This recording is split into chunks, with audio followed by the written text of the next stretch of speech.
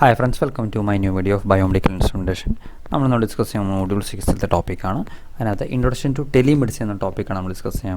Previous videos about blood cells and test on blood cells chemical test on blood videos videos this channel subscribe to get more videos. Introduction to telemedicine. Telemedicine or telebiometry. Two names telemedicine or telebiometry. It is the electrical technique for converting biological information from a living organism.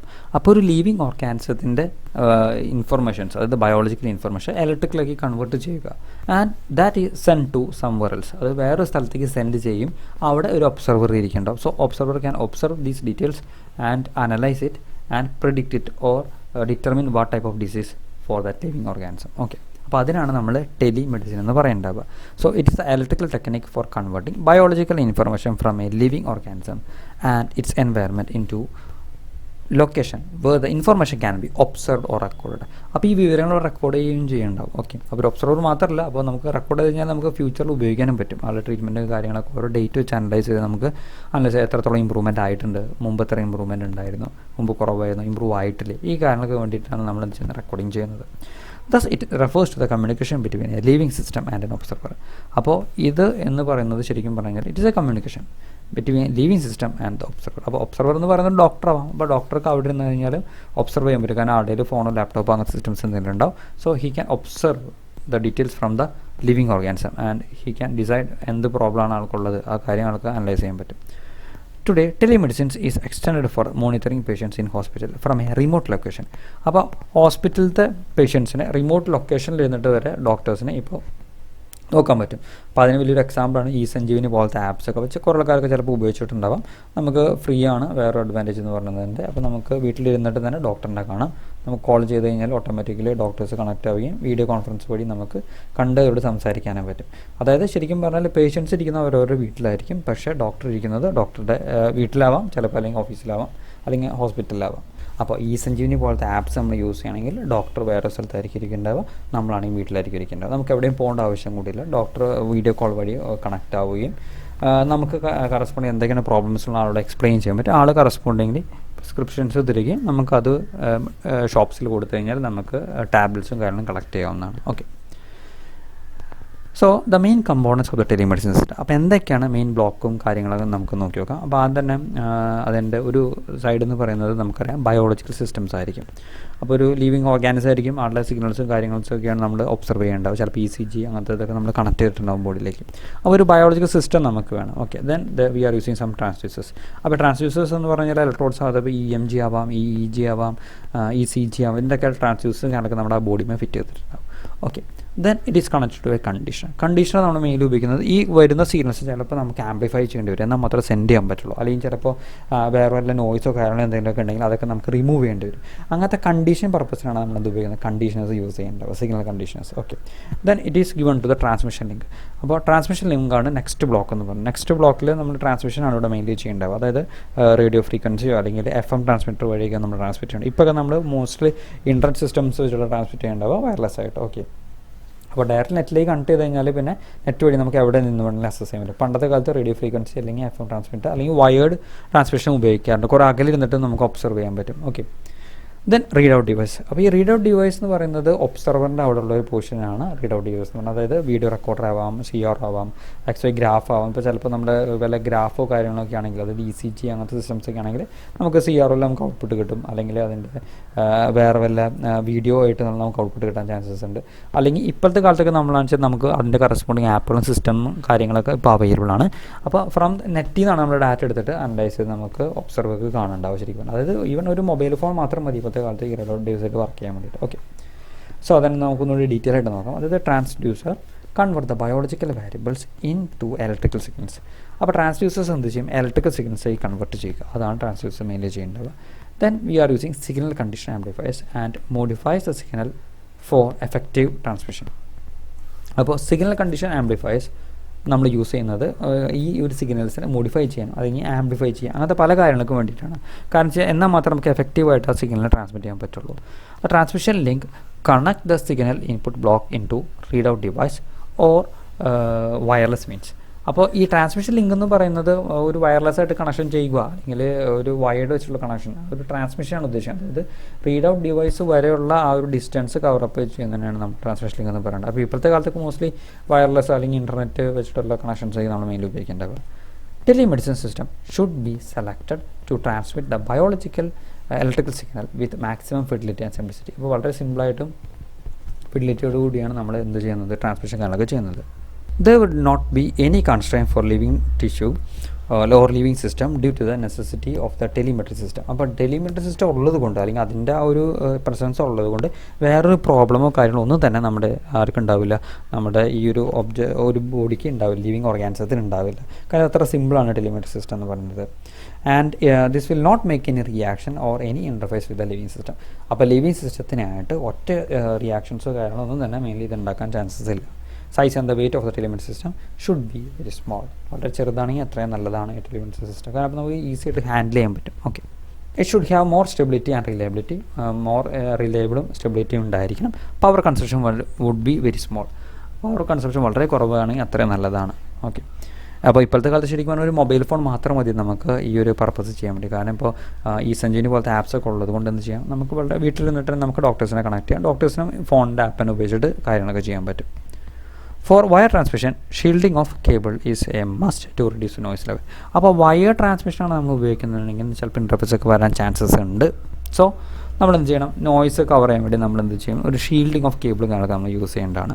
So at the transmitter side the amplifier should be differential amplifier to reject the common mode interface. അപ്പോൾ amplifiers നമ്മൾ use ചെയ്യുമ്പോൾ differential amplifiers വേണം use ചെയ്യാൻ. കാരണം വെച്ച് കഴിഞ്ഞാൽ to reject the common mode interface, അപ്പോൾ കുറച്ചും കൂടി നോയ്സ് കാര്യങ്ങളൊക്കെ കുറവായിരിക്കും.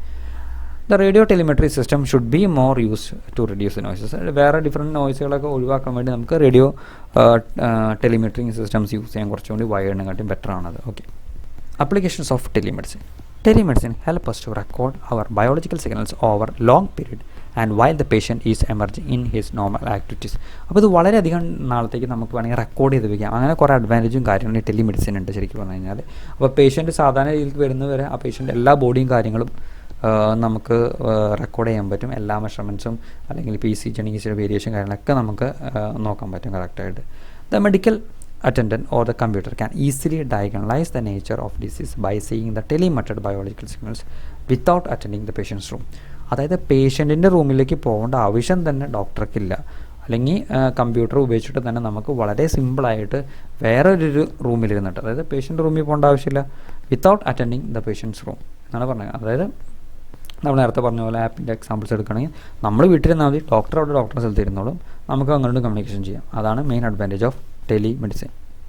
Patient in his room without any mechanical or physical disturbance. Patient ആണെങ്കിൽ ഒരു ബുദ്ധിമുട്ടില്ല, മെക്കാനിക്കലായിട്ട് ഫിസിക്കലായിട്ട് ഒരു ഡിസ്റ്റർബൻസ് കാര്യങ്ങളൊന്നും തന്നെ ഉണ്ടാവില്ല. Okay, the future reference or to study the treatment effect the telemedicine is an essential one. അപ്പോൾ നമ്മൾ റെക്കോർഡിങ് ചെയ്യാറുണ്ട് ഈ ടെലിമെഡിസിൻ. കാരണം റെക്കോർഡ് ചെയ്ത് കഴിഞ്ഞാൽ നമുക്ക് ഡാറ്റ എടുത്ത് വെച്ച് കഴിഞ്ഞാൽ ഭാവിയിലുള്ള ആവശ്യം വരുമ്പോൾ ഉപയോഗിക്കാം. അപ്പോൾ ആളുടെ പേര് അടിച്ചു കൊടുത്താൽ ആളുടെ എല്ലാ വിവരണം കറസ്പോണ്ടിങ്ങിൽ കാര്യങ്ങൾ വരും. അപ്പോൾ ആളുടെ അന്നത്തെ ECG ഇങ്ങനെയായിരുന്നു പിന്നെ അത് ഇമ്പ്രൂവ് ആയി വന്നു. ആ കാര്യങ്ങളൊക്കെ നമ്മൾ റെക്കോർഡ് ചെയ്ത് വെച്ച് കഴിഞ്ഞാൽ വളരെ സിമ്പിളാണ് ശരിക്കും പറഞ്ഞു കഴിഞ്ഞാൽ. നമുക്ക് കുറേ കാര്യങ്ങൾ പഠിക്കാൻ പറ്റും ആളെക്കുറിച്ചിട്ട്. Okay, for recording an animal and particularly for research. അപ്പോൾ റിസർച്ച് പർപ്പസും കാര്യങ്ങൾക്ക് വേണ്ടി നമ്മൾ ഇതാണ് നന്നായിട്ട് ഉപയോഗിക്കാറുള്ളത്.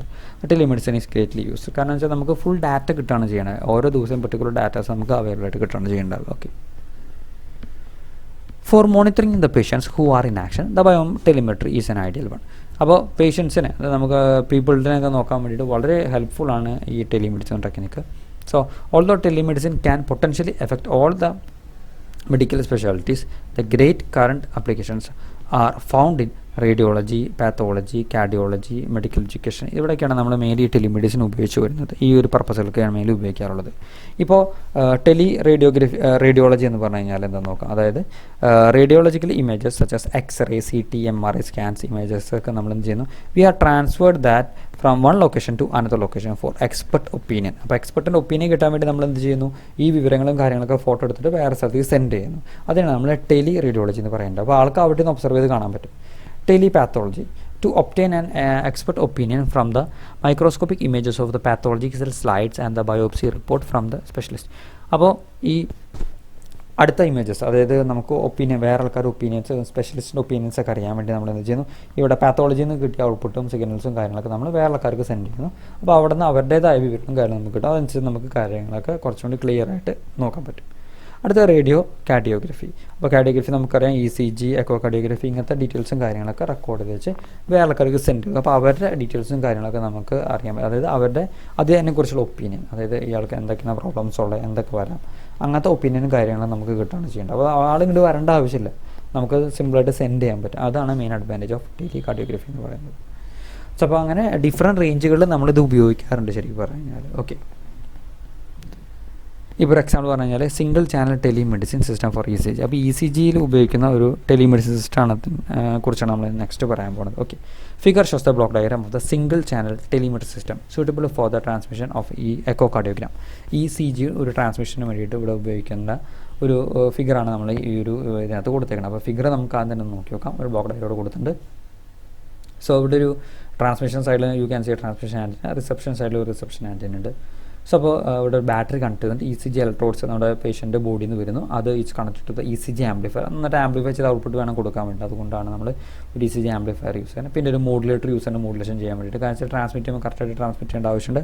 Four that purpose using a sub carrier modulator. Modulator നന്നിട്ട് മോഡുലേഷൻ ചെയ്തിട്ടാണ് ട്രാൻസ്മിറ്ററിൽ കൊടുക്കുന്നത്. ട്രാൻസ്മിറ്റർ എന്ത് ചെയ്യുന്നു, ട്രാൻസ്മിറ്റ് ചെയ്യുന്നു by using transmitted antenna. Transmitted antenna വഴി നമുക്ക് സിഗ്നൽസ് സെൻഡ് ചെയ്ത് കഴിഞ്ഞാൽ റിസീവ് ചെയ്യുന്നതാണ് റിസീവർ ആൻറ്റിന വേണം. Receiver antenna is connected to a radio frequency amplifier. അപ്പോൾ റേഡിയോ ഫ്രീക്വൻസി വെച്ചിട്ടാണ് ട്രാൻസ്മിഷൻ ചെയ്യുന്നത്. So that's why we are using radio frequency amplifier. നമ്മൾ ആംപ്ലിഫൈ ചെയ്തെടുക്കുന്നു. ദെൻ നേരത്തെ നമ്മൾ മോഡുലേഷനാണ് ചെയ്തത്. മോഡുലേഷൻ ചെയ്ത് കഴിഞ്ഞാൽ ലോങ് ഡിസ്റ്റൻസ് നമുക്ക് സെൻഡ് ചെയ്യാൻ വേണ്ടി നമ്മൾ മോഡുലേഷൻ കാര്യങ്ങളൊക്കെ ചെയ്യേണ്ടത്. അപ്പോൾ അതിനെ മനസ്സിലാക്കാൻ വേണ്ടി നമ്മൾ തിരിച്ച് പഴയ പോലെ ആക്കണം. So for that purpose we need to use demodulator. അപ്പോൾ ഈ ഡിമോഡുലേറ്റർ ഈ കണക്റ്റഡ് ടു ടേപ്പ് റെക്കോർഡിലേക്ക് കണക്ട് ചെയ്തിട്ടുണ്ട്. അതേപോലെ തന്നെ ഒരു ഗ്രാഫിക്കൽ റെക്കോർഡിലേക്കും ഹേർട്ട് റേറ്റ് മോണിറ്ററിലേക്ക് കണക്ട് ചെയ്തിട്ടുണ്ട്. അതിൻ്റെ സിഗ്നൽസ് ഡിമോഡുലേറ്ററിൻ്റെ ഔട്ട്പുട്ട് സിഗ്നൽസാണ് കണക്ട് ചെയ്തേക്കുന്നത്. അപ്പോൾ അതിൽ നിന്ന് നമുക്ക് ആ ലിവിങ് ഓർഗാനത്തിൻ്റെ അതായത് ഹേർട്ട് റേറ്റ് എത്രയാണ്, ഗ്രാഫിക്കൽ റെക്കോർഡിങ് എങ്ങനെ വന്നേക്കുന്നത്, ECGയുടെ കാര്യങ്ങളൊക്കെ നമുക്ക് അറിയാൻ പറ്റും. അതുപോലെ തന്നെ കാർഡിയോസ്കോപ്പിലേക്കും കണക്ട് ചെയ്തിട്ടുണ്ട്. ഓക്കെ, അപ്പോൾ ഇതാണ് ഇതിൻ്റെ ബ്ലോക്ക് ഡയഗ്രാം എന്ന് പറയുന്നത്. അതായത് single channel telemedicine system for ECG. അതിൻ്റെ എക്സ്പ്ലനേഷൻ തന്നെയാണ് ഇവിടെ കൊടുത്തേക്കുന്നത്. ഇതിനകത്ത് മെയിൻലി ദർ ആർ 2 പാർട്സ് ചെയ്തത്. ഒന്ന് ട്രാൻസ്മിറ്റർ സൈഡാണ്. Transmitter which consist of an ECG amplifier ഉണ്ട്, sub carrier oscillator and a UHF transmitter with a dry cell battery. So അപ്പോൾ ഇതിനകത്തൊരു UHF ട്രാൻസ്മിറ്ററും along with dry cell battery available ആണ്. Telemetry receiver consist of a high frequency unit and a demodulator. ഡിമോഡുലേറ്ററാണ് main ഒരു item എന്ന് പറയുന്നത്. കാരണം അത് ഡിമോഡുലേഷൻ ചെയ്താൽ നമുക്കത് വായിക്കാം, അല്ലെങ്കിൽ എന്താണ് സിഗ്നൽ വന്നേക്കുന്നത് അത് കാണാൻ പറ്റുള്ളൂ. Okay, echocardiograph can be connected to record and a cardioscope to display and a magnetic tape recorder to store the ECG. അപ്പോൾ ഈ ഒരു ഡിമോഡുലേറ്റർ അല്ലാണ്ട് അതിനകത്തേക്ക് നമ്മൾ വേറെ കുറച്ച് ഐറ്റംസ് കണക്ട്, അതായത് റെക്കോർഡർ കണക്ട് ചെയ്തിട്ടുണ്ടാവും. അതുപോലെ കാർഡിയോസ്കോപ്പ് കണക്ട് ചെയ്യും. കാർഡിയോസ്കോപ്പ് എന്ന് പറഞ്ഞാൽ നമുക്ക് ഡിസ്പ്ലേ ചെയ്യാൻ വേണ്ടി ഉപയോഗിക്കുന്ന സിസ്റ്റം. അതായത് ECGയുടെ കാര്യങ്ങളൊക്കെ ഡിസ്പ്ലേ ചെയ്തിട്ട് കാണാനാണ് നമ്മൾ കാർഡിയോസ്കോപ്പ് ഉപയോഗിക്കുന്നത്. അതേപോലെ തന്നെ ഒരു മാഗ്നറ്റിക് ടേപ്പും നമ്മൾ ഉപയോഗിച്ചിട്ടുണ്ട് ഇവിടെ. ഓക്കെ, അപ്പോൾ മാഗ്നറ്റിക് ടേപ്പിൽ നമുക്ക് സ്റ്റോർ ചെയ്ത് വെക്കേണ്ടത് എപ്പോഴാണ് നമുക്ക് ആവശ്യം വന്നത്.